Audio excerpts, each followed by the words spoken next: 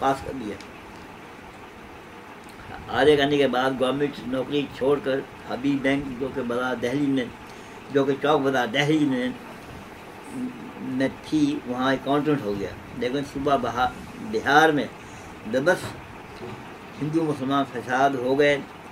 कायद साहब ने हबीब बैंक दिल्ली में चंदा जमा कराने के लिए अपील की, जिसकी वजह से बैंक में नकद रकम, चेक्स, ड्राफ्ट्स और दीगर रकूम जो है तकरीबन रात के 12 बजे तक जमा होती थी। इन हालात की वजह से वो जॉब में छोड़ दी और दिल्ली में सेकेंडरी बोर्ड हाई स्कूल के अंदर अकाउंटेंट हो गया।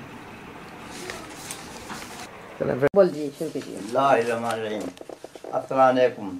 ये कहना मुश्किल है, आखिरी में मैंने अपने साबका बयान में कहाँ तक बयान किया था, लेकिन यादाश्त के मुताबिक मैं अकेला था।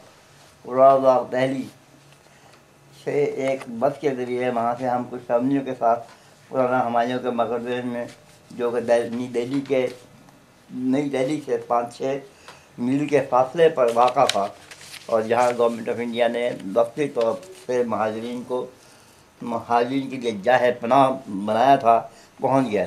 क्या खूबसूरत जगह थी। सड़क के साथ एक हरा भरा खूबसूरत लान था, जिसके एक कोने पर इंडिया की फौज हिफाजत के लिए मौजूद थी। इस लान के मकबरे की चारदीवारी शुरू होती थी, और लान के मकबरे में जाने के लिए एक बहुत बड़ा दरवाज़ा था, जिससे हाथी भी गुजर सकते थे। हमें बस ने दरवाजे के अंदर उतार दिया। वहाँ महाजरीन के लिए चैन लगे हुए थे। अभी हम अपना सामान ट्रक से उतार कर रख ही रहे थे कि जोरदार बारिश शुरू हो गई और खेमों के अंदर 1 फुट पानी चलने लगा। दरवाजे के बाहर का लान और सड़क अंदरूनी जगह से काफ़ी ऊंची थी। वहाँ का पानी बहकर खेमों में आ रहा था और फिर वहाँ से आगे जा रहा था। बारिश थमने के बाद हमारे ख़ानदान के 4-5 फैमिली और आ गई, जिन मेरे बड़े भाई अमीन, वालदा, मेरी हमशीरा इकबाल, उनके बच्चे रज़ा मियाँ वगैरह थे। उनको भी एक सेट सी फैमिली के हिसाब से मिल गया। बारिश की पानी की वजह से टेंट में सामान रखना और बैठना लेटना बहुत मुश्किल हो गया। इत्तेफाक से मालूम हुआ कि लकड़ी के स्लीपर एक मुसलमान के ठेकेदार के नज़दीक ही उस जगह पर एक बिल्डिंग बनने की वजह से पड़े हैं। तकरीबन सब खेमों के जवान वो स्लीपर उठा लाए और खेमों में बिछा लिए। दरमियान में सामान लगा दिया और दोनों तरफ मर्द और औरतें बैठ गईं। माह सितंबर 47 का अच्छा मौसम था। शाम तक पिकनिक का सामान था। रात को मालूम हुआ कि हमारी फैमिली बहुत बड़ी है और हम सब लेट नहीं सकते। तकरीबन 11-12 बजे रात को जब बहुत तेज़ बारिश हो रही थी और सड़क और लान का पानी एक रैली के सूरत में ऊपर से हमारे लान में आ रहा था, मैं बैठा तंग हो गया और मैंने फौजी कैंप की तरफ जाकर वहाँ जहाँ खेमे पड़े थे खेमा उठा लिया और सर पर रख कर और एक सिला सर पर रख कर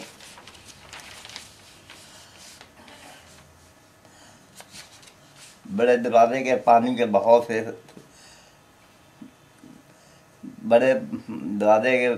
बहाव से सहारे इस खेमे को घसीट कर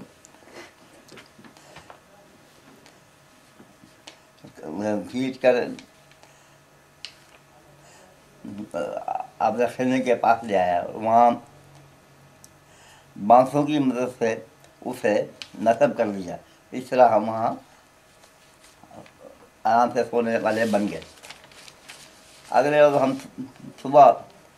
सुबह बेगम में चावल शहर से आ गए जो फौजियों ने हमें तकसीम किए, लेकिन इनमें मिर्चियाँ और नमक न था। इस तरह हमने इसके में तकरीबन 1-1.5 माह गुजारे।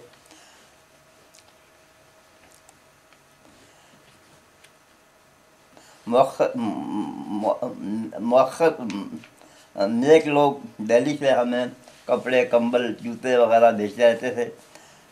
آخر وہاں سے ریل گاڑیاں مہاجرین کو لے کر لاہور کے لیے روانہ شروع ہو گئیں۔ ہم بھی ایک ڈبے میں بیٹھ کر لاہور کے لیے روانہ ہوئے۔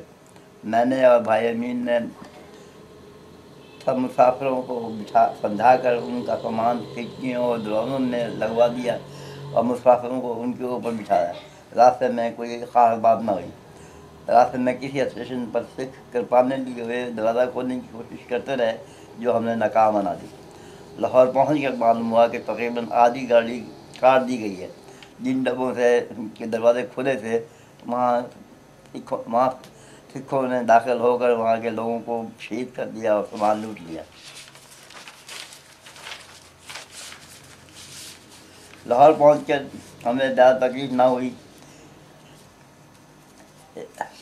ایک رشتہ دار کا مکان خالی تھا، اس میں ہم سب کے سب رہائش پذیر ہو گئے۔ کس کا مکان خالی تھا؟ وہ ہمارے چچا کا مکان تھا۔ رشتہ دار کا؟ میں نے رجسٹرڈ اکاؤنٹنٹ کا امتحان پاس کیا ہوا تھا اور دہلی میں حبیب بینک میں اکاؤنٹنٹ کے طور سے بھی کام کیا تھا۔ اس وجہ سے جس بینک بھی میں گیا وہاں میرے لیے مینیجر اور اکاؤنٹنٹ کی جگہ خالی تھی۔ بینک اور دیگر کمرشل اور اداروں کے مینیجر اور مالک پاکستان سے جا چکے تھے یا جانے کے لیے تیار بیٹھے تھے۔ ایک دوست نے کہا کہ ہاں راولپنڈی اچھا شہر ہے، وہاں کوشش کرنی چاہیے۔ چنانچہ میں لاہور سے راولپنڈی آ گیا اور میری والدہ اور بھائی بہن پشاور میں، میرے بڑے بھائی کلیم صاحب جو کہ وہاں ایلبرٹس کالج میں head of the maths department تھے اور جن کو وہاں بہت بڑی کوٹھی ملی تھی، وہاں چلے گئے۔ راولپنڈی میں میں نے پنجاب اینڈ کشمیر بینک میں درخواست دی اور انہوں نے مجھے اکاؤنٹ رکھ لیا۔ تقریباً 10-15 دن کے بعد وہاں کی جنرل صاحب نے مجھ سے کہا کہ ہم نے آپ کا کام دیکھ لیا ہے، آپ نے سابقہ ریکارڈ مکمل کر دیے ہیں اور ہم آپ کو مینیجر مقرر کرتے ہیں۔ انہوں نے تمام بینک کے لاکر گودام جو کہ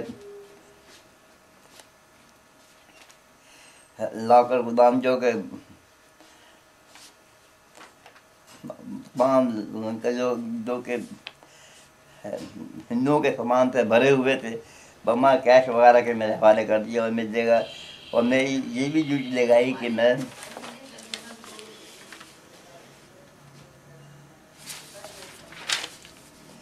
اس بینک کی 50 برانچوں کی سب گروی شدہ زیورات، کپڑوں کے تھان وغیرہ وہاں سے لا کر پنڈی کے گودام میں جمع کراؤں۔ میں نے 3-4 مہینے میں اس کام کو مکمل کیا اور وہاں اور ان کو رپورٹ دی۔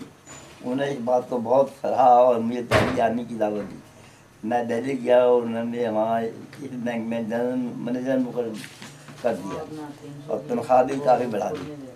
اسی اثنا میں گورنمنٹ پاکستان نے ہندوؤں کے بینک سیل کر دیے اور اسٹاف نکال دیا۔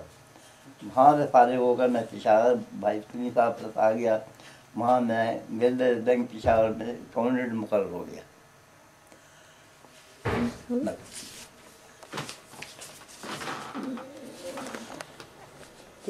شروع کرو جی۔ بسم اللہ الرحمن الرحیم۔ پشاور میں زندگی بہت اچھی طرح بسر ہونی شروع ہو گئی، لیکن بھائی امین میری اور والدہ کی وجہ سے کوٹھی میں بھائی کلیم کے ساتھ رہنا مشکل ہو گیا۔ انہی دنوں میں ایک سائیکل اسٹور کے مالک سے میری دوستی ہو گئی اور اسی دکان پر میں نے پارٹ ٹائم اکاؤنٹ کا کام شروع کر دیا۔ اس کے پچھلے کمرے کے گودام میں ایک دروازہ پچھلی گلی میں بھی کھلتا تھا۔ گرمی کی وجہ سے وہ دروازہ ہم کھلا رکھتے تھے۔ وہاں میں دیکھا کہ دروازے کے ساتھ میں ایک سیڑھی ہے جو کہ اوپر چوبارے پر جا رہی ہے اور وہ سیڑھی کا دروازہ بند رہتا ہے۔ میں نے اس چوبارے کا دروازہ کھول کر اس جگہ کو دیکھا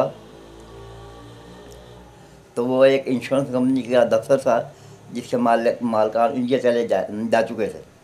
میں نے اس چوبارے پر قبضہ کر لیا. اس میں پلنگ، میزیں، کرسیاں وغیرہ موجود تھے. اب ہم مما والدہ اس چوبارے میں آ گئے. اس جگہ پر آج کل طاہر میاں اور خالد کی دکان اور دفتر وغیرہ ہیں. بھائی مین کو بھی ایک دکان کتابوں کی اور کاپیوں کی کرائے پر لے دی. تھوڑے دنوں کے بعد وہاں پر ایک چھاپا خانہ بھی خرید کر بھائی کو دے دیا. تو یہ آپ نے خرید کے دیا تھا؟ میں گلرز بینک میں کام کر رہا تو ایک وکیل صاحب تشریف لائے.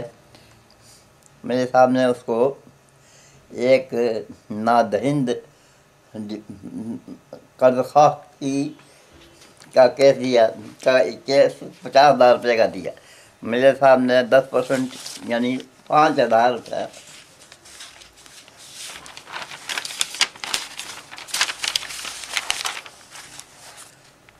اس کو فیس کا دیا. میں نے سوچا کہ میں یہاں پر فل ٹائم رہ کر 400 روپیہ مہینہ لے رہا ہوں تو کیوں میں وکالت کا کورس شروع نہ کر لوں. اس طرح بینک سے ریزائن دے کر یونیورسٹی آف پشاور ایم اے اور لا میں داخلہ لے لیا اور گھر سے ہاسٹل شفٹ ہو گیا. خدا کی مہربانی سے دونوں امتحان 1952 میں اعلیٰ پوزیشن سے پاس کر لیے. پشاور میں وکالت کے لیے وہاں کورس میں یا تو معلوم ہوا کہ تمام کام پشتو میں ہوتا ہے. کس میں ہوتا ہے؟ پشتو زبان میں ہوتا ہے. اچھا، پشتو میں. جبکہ میں نے پشتو بالکل نہ سیکھی تھی. اتفاق سے میرے ایک دوست، میرے ایک کلاس فیلو ملتان میں انکم ٹیکس آفس تھے اور میرے انڈیا کے وہ میرے دوست تھے. ان کی امداد سے ملتان میں کام انکم ٹیکس کا شروع کر دیا، جو شروع ہی سے بہت چلا. 1953 میں شادی کے لیے بیکانیر انڈیا گیا اور وہاں سے وائف کو لے کر ملتان آ گیا. انکم ٹیکس کا کام تقریباً 6-7 مہینے بہت ہوتا ہے، جبکہ انکم ٹیکس کے نقشے اور حساب وغیرہ کے دفتر انکم ٹیکس میں پیش کیے جاتے ہیں. باقی 6 ماہ یعنی جنوری سے جون تک کا کام بہت کم ہوتا ہے. اس دوران میں نے اخبار میں پڑھا کہ حکومت پاکستان ہندوستان کے مہاجرین کو ان کی انڈیا کی جائیداد یا آزادی کے سلسلے میں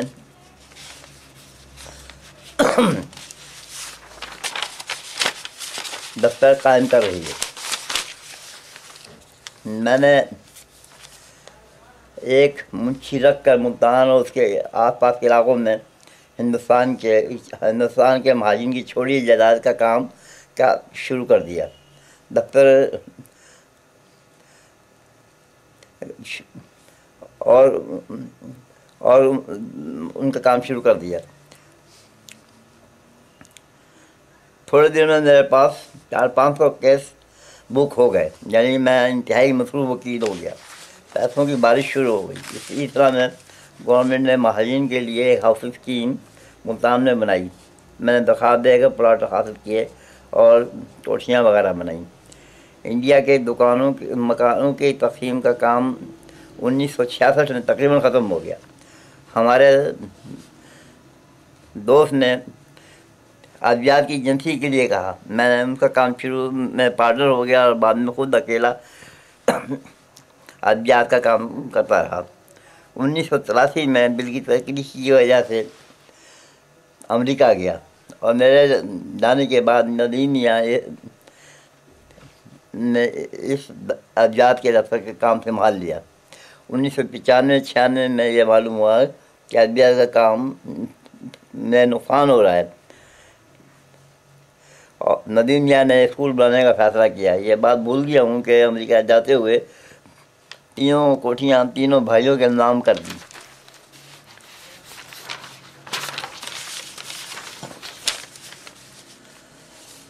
ندیم میاں کا اسکول مکمل ہو گیا اور وہ وہاں کے پرنسپل بن گئے. اب تینوں بھائی اور دونوں بہنیں اپنی جگہ خوش ہیں اور اپنی کاوش سے اپنی زندگیاں خوشگوار گزار رہی ہیں. اللہ سے دعا ہے کہ ان سب کو اور ان کی اولادوں کو خوش و خرم رکھے، آمین۔ آمین۔